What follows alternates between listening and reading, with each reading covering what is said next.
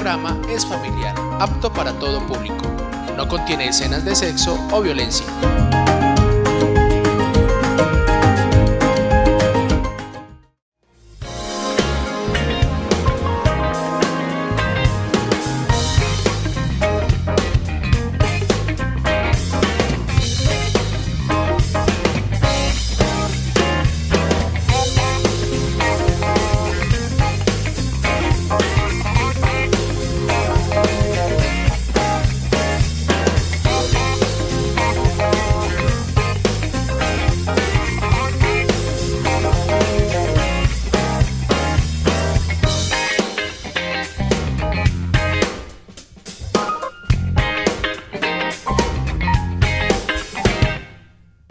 Padre Johnny, muy buenos días. Qué bueno que esté conmigo en este espacio de reflexión otra vez.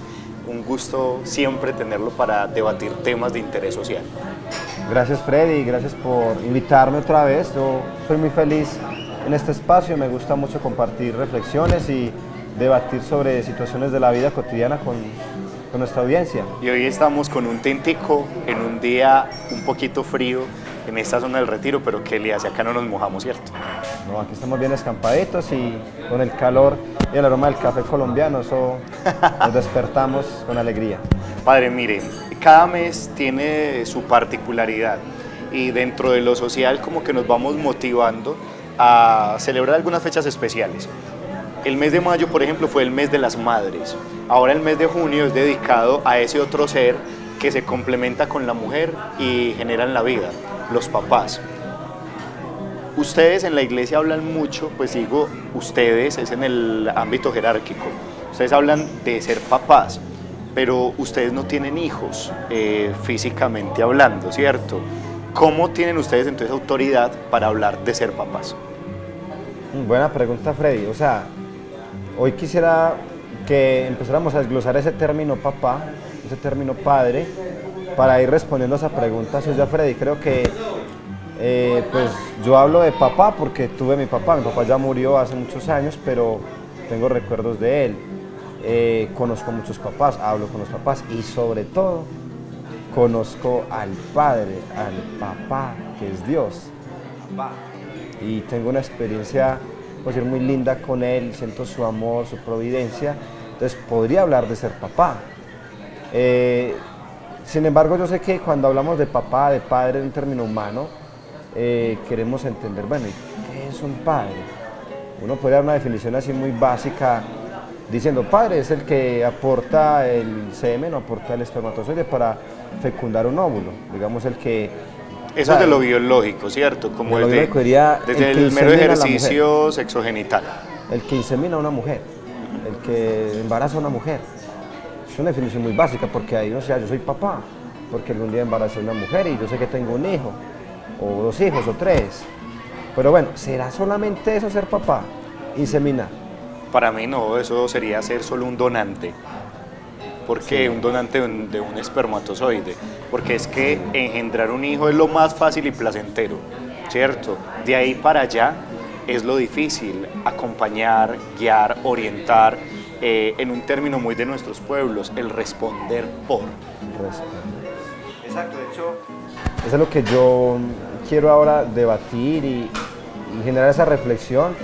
Yo sé que hay muchos que nos siguen en ese programa y hay mujeres, hay hombres. Quiero que entendamos, por ejemplo, hay mujeres que dicen, yo quiero ser mamá, pero no esposa. Yo quiero tener un hijo, pero no enredarme con ningún hombre. O sea, perdónenme la expresión, yo quiero buscar a alguien que me fecunde, alguien que me insemine, pero no quedarme con él.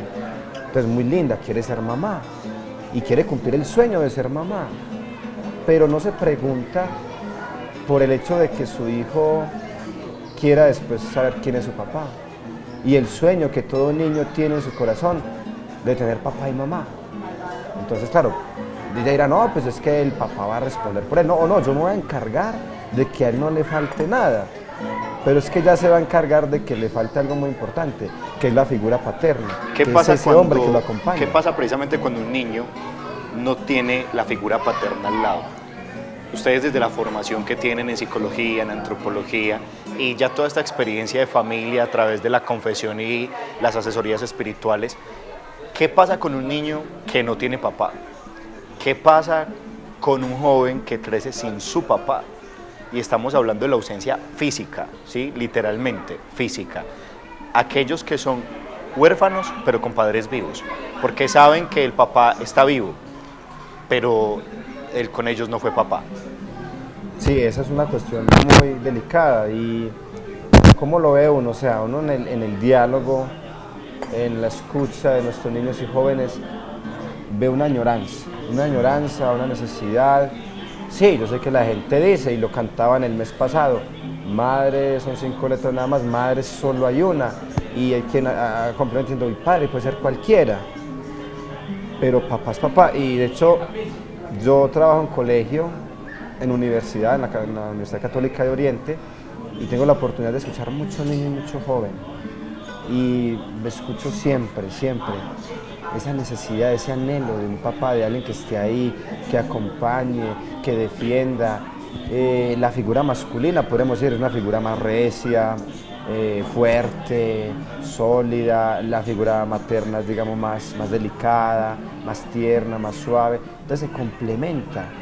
Hay un texto muy hermoso de Khalil Gibran, en El Profeta, en un libro que él escribe, donde él hace una metáfora. Él hace una metáfora del arco y la flecha. Entonces dice, el arco son los papás, la flecha es el hijo y el arquero es Dios. Entonces, el arco tiene una parte firme y una parte flexible, ¿sí? Se complementa la resiedumbre, la dureza en buen sentido de la palabra, la autoridad y la flexibilidad. Entonces esos dos se unen para que la flecha sea lanzada. Y la flecha tomará su vuelo, la flecha tomará su dirección. El arco no podrá salir detrás de la flecha, el arco no volará el vuelo de la flecha. Pero se juntan esas dos realidades y yo podría decir, en ese arco y en esa flecha están entonces los padres y el hijo, y en ese arco la parte firme, sólida, puedo decir que está más hacia el lado del papá y la flexibilidad más hacia el lado de la mamá. No estoy diciendo que los papás son solo regios y nada de flexibles y las mamás son todo flexible y nada de recio, o sea, pero puedo decir que hay una tendencia más en la mamá a ser flexible y en el papá a ser más sólido, pero ambos se complementan, ambos son importantes y eso es lo que un hijo necesita. Yo sé, yo crecí sin papá prácticamente, yo lo perdí cuando tenía 5 años, pero si hay algo que a mí me hace falta, o sea, yo lo digo y no me escondo al decir que esa figura paterna me ha hecho falta, que mi mamá hizo papel de papá y mamá a la vez, y que mi hermano mayor fue un gran hermano, ha sido un gran hermano conmigo, pero mi papá, yo 20 años después, 25 años después, lo extraño y lo recuerdo y tengo imágenes muy vivas de mi papá. Entonces pienso en tantos niños y jóvenes que también lo añoran y lo extrañan. Y ve a Freddy, me dicen así, yo sé que tengo a mi papá y mi papá responde y mi papá me da muchas cosas, pero yo quiero tener su presencia, quiero tener su amor, que me escuche, que me dedique tiempo. Vea, es que un niño no se llena solo con comida, O con plata. No se abriga solo con ropa o con dinero, un niño se alimenta de momentos, de afecto, un niño se cubre de cariño. Y si un papá, un padre no está ahí para dar eso, así de mucha plata, así de mucha comida, así de muchas cosas, no es papá, me atrevo a decirlo, o no es el mejor papá, o no es verdadero papá.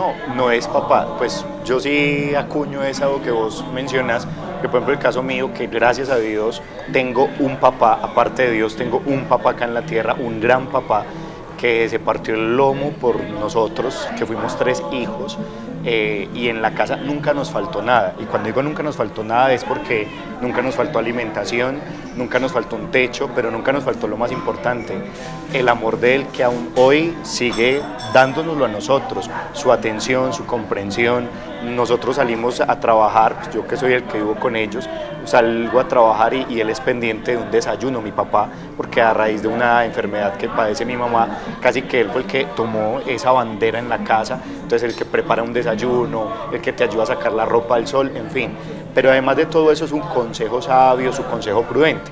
Hoy podríamos decir, siguiendo con la ruta de nuestro tema, que primero, el hombre que logra fecundar a una mujer, pero que se aparta, no fue papá, es un donante de un espermatozoide. Segundo, en la dinámica que tú lo mencionas, el hombre que tiene su hijo, que le da plata, que lo lleva al mejor colegio, pero que es ausente, no es papá, es un benefactor. Es decir, le contribuye algunas cosas para saciar unas necesidades básicas en general, pero le falta la gran necesidad básica. Y es eso que tú decías hasta de manera poética, es que la persona no solo se abriga con un saco, a veces el mejor abrigo son los abrazos que nos dan en la casa. Uno está desconsolado y donde encuentra la fuerza es en los brazos de papá y mamá, y es necesario. Entonces hoy hay muchos jóvenes que son huérfanos con padres vivos, y entonces el papá nunca estuvo, se apartó, o está, el hijo sabe quién es, comparten el mismo techo, pero son solos todo el día, porque el papá y la mamá creen que darle lo mejor a su hijo es trabajar todo el tiempo, llegarle con el celular de última tecnología, llevarle los caprichos, pero en el fondo nunca hay presencia, no hay consejo, no hay apoyo, no hay respaldo, no hay corrección, porque es que a veces también entendemos que ser el mejor papá es dejar que el hijo haga lo que le dé la gana, y también se necesita la disciplina. Claro, la autoridad es muy importante, la presencia, y es llenar de momentos la vida de sus hijos. Mire, yo voy mucho a las cárceles, me gusta mucho ese apostolado penitenciario, ¿no? Y para mí las cárceles son un lugar de mucha interpelación para mí, de fuente de muchas reflexiones profundas. Y uno de los testimonios que alguna vez escuchaba en una de las cárceles que visitaba era un señor, un hombre que lleva 2 años en la cárcel, lleva 2 años prisionero. Y me decía, padre, yo era un hombre, cuando estaba afuera, cuando yo estaba libre, yo en realidad no era libre porque era prisionero del trabajo. Todos los días trabajando, desde muy temprano hasta muy tarde, los fines de semana, algún negocio, alguna vuelta me inventaba y salía. Entonces mi afán era conseguir dinero, mi afán era tener mi casa bien, mis 3 hijas, tener 3 hijas, tenerlas con todo lo último, pues que no les faltara nada. Padre, yo salía temprano, mis niñas dormidas, llegaba tarde, mis niñas durmiendo, o aunque llegara y estuvieran despiertas, pues yo no tenía alientos ni ganas de charlar, ni compartir con ellas, y mal geniado. Entonces, bueno, por azares de la vida caí en la cárcel. Padre, aquí me di cuenta que lo mejor que yo tenía para darles era tiempo, era momentos, porque, padre, yo nunca les di un abrazo, yo nunca les dije te quiero, no lo hacía. Y aquí, 2 años después, las poquitas veces que ellas vienen a visitarme, las pocas veces que las puedo llamar, yo no hago sino decirles mi amor, mucho, y cuando las tengo las abrazo. Padre, ¿por qué tuve que haber aprendido eso aquí? ¿Y por qué no lo hice antes? Momentos es lo que debemos dar. Y papás, no se conformen con que su niño tenga el estómago lleno o que tenga ropa. O sea, si usted no les da un abrazo, si usted no les dedica tiempo, si usted no juega con ellos. Miren, alguna vez un niño me decía esto así, y me desgarra esa expresión de un niño. Padre, ¿usted por qué no es mi papá? Padre, es que usted juega con nosotros, usted nos escucha, usted le gusta escuchar nuestros cuentos, nuestras historias. Mi papá no tiene tiempo para eso, no tiene ganas de eso. No, y expresiones, Johnny, tan básicas como y tan dolorosas. Yo no tengo tiempo para bobadas, que es lo que responden muchos papás. El niño le lleva la caricatura pintada a su estilo, su arte, Su y el dibujito. papá dice, hay papás que lo pegan hasta en la nevera de la casa, otros lo tienen en las oficinas, en sus trabajos, y es un orgullo para ellos, y otros tantos le dicen, no, es que yo no tengo tiempo para bobadas, y con eso se está matando la creatividad del niño, el sentimiento del niño, el tema del ser cariñoso y cercano. Y ahí es donde nosotros también tenemos que ser muy claros. Mire, hoy hay una enfermedad social, y esa enfermedad es, los papás se matan trabajando para pagarle a un desconocido o a una desconocida para que le cuiden sus hijos. Es decir, no son papás.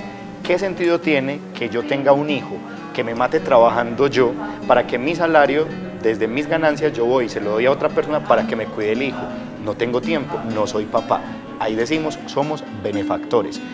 Los muchachos que necesitan tiempo, comprensión, ratos de calidad, que nos sentemos en la mesa, pero que sea un tiempo de calidad, que conversemos, que compartamos, que nos importe el problema. Muchos jóvenes hoy no hablan con sus papás porque lo que para el joven es un sentido de vida, para el papá es una bobada, y entonces el muchachito se siente atacado porque el papá no me hable de eso, que pues usted sí sufre por estupideces. No tienen comprensión por parte de sus papás, y cada uno vamos viviendo nuestros niveles. Entonces lo que para usted es una bobada, para mí puede que signifique mi vida, y eso aplica en el plano de los jóvenes. El muchacho que llega sufriendo porque la novia lo dejó, y el papá llega y le dice, tranquilo, que es que usted tiene que tener otras. No, es que él no quiere otras, él en ese momento quiere a esa, y es empezar a ayudarlo a que haga su duelo. O llega sufriendo porque sacó una mala nota y el papá cree que su hijo es un 5, y entonces casi que fue el fin del mundo, porque es que yo trabajo para que usted estudie, a usted lo único que le toca es estudiar. ¿Y dónde están los otros niveles que integran esa formación? Lo social. ¿Cuántos jóvenes se sienten solos en los colegios? Porque sus compañeritos los hacen a un lado porque no piensan como piensan ellos, y los papás de eso no se percatan. Creen que el hijo solamente va a llenar cuadernos o a aprenderse la lección de memoria. Entonces aquí también es la invitación de ser un auténtico papá, implica salir de la rutina de casa, del trabajo, invitarlo a comerse un helado. Hombre, yo no sé jugar fútbol, pero a mi hijo le gusta, pues voy al menos a verlo patear el balón, si bien no lo voy a patear con él, ¿sí? Darle un ánimo, estar ahí en la tribuna diciéndole ánimo, que usted sí puede, celebrar el gol si es que él es de los que golea, o al menos celebrar el pase si el hijo lo hace, o al menos disfrutar lo que los muchachos hacen. Yo estos días estaba viendo este programa de la televisión nacional, voy a mencionarlo, no es para hacerle publicidad, igual ya se acabó, el del Factor X, con el niño que gana, cómo el papá está al lado del proceso del niño todo el tiempo, y el niño llorando inclusive menciona, te amo papá y agradezco, aunque a veces eres muy exigente conmigo, sé que siempre has querido lo mejor para mí. Hay jóvenes que agradecen esa exigencia, porque entienden que esa exigencia es fruto de un proceso que lo va a llevar al éxito, pero agradecen la presencia del papá. Hay otros que dicen, yo a mi papá no le importo. ¿Por qué? Porque mis cosas no le interesan, por lo que usted dice, trabajan y no los ven en la mañana, no los ven en la noche, en fin. Qué triste tener que ver familias donde los hijos son un agregado en la casa, más por cumplir en un entorno social, me casé para procrear, pero ellos no son auténticos papás. Sí, de hecho, ese fue un artículo que yo escribí para Vida Diocesana hace unos años. Se llama Ser padre en una sociedad de huérfanos con padres vivos. Y lo decía a partir de una expresión que me decía un joven de un grupo juvenil, que me decía, con razón a ustedes les llaman padres, es que ustedes son como un papá, porque ustedes están ahí, ustedes nos escuchan, ustedes nos dedican tiempo, mientras que nuestros papás, los que nos trajeron a este mundo, no lo tienen, no están ahí. Y me decía ese joven, padre, es que yo me siento huérfano, aunque tengo a mis papás vivos. Entonces a mí esa expresión siempre me ha dado vueltas en la cabeza y me ha dado pie para estar reflexionando constantemente sobre este tema, porque a mí me preocupa, o sea, yo soy un sacerdote feliz, yo me siento feliz como sacerdote, y de hecho yo sé que era lo que usted me iba a preguntar, Freddy, que si yo no quería ser papá de mi vida. Sí, eso lo hablamos ahorita antes de llegar acá, veníamos en camino, sí. Que yo le preguntaba sobre todo, bueno, y usted, porque es que usted es hombre, usted es persona, antes de ser sacerdote, pues usted viene del rol de ser un hijo en casa y de ser un joven como cualquiera de nosotros que ha proyectado su vida. Por eso le decía, usted nunca quiso ser papá, pero un papá en serio, sí, en serio. biológico, pero en serio, no donante de espermatozoide, ni tampoco un benefactor, sino un papá con todas las de la ley. Sí, o sea, yo crecí en una familia muy linda, a pesar de que perdí a mi papá muy joven, crecí con mi mamá y en alrededor mío hay familias muy lindas, muy unidas, mis primos, mis tíos, y la presencia paterna ha sido muy importante. Entonces yo soñaba con ser esposo, o sea, y yo tengo la idea del matrimonio para toda la vida, de una mujer, quererla, respetarla, hacerla feliz y también dejar que ella me ayude a construir felicidad, o sea, construir felicidad juntos. Y si yo voy a traer 1, 2, 3 hijos a esta tierra, que tengan la mejor cuna, que tengan el mejor nidito, que es una familia, que es un hogar. Vaya a partir el platico. Sí, que es un hogar. Y sí, entonces yo soñaba ser papá, claro, y soñaba con los hijos, hasta tenía nombres ya reservados, si era niña, si era niño.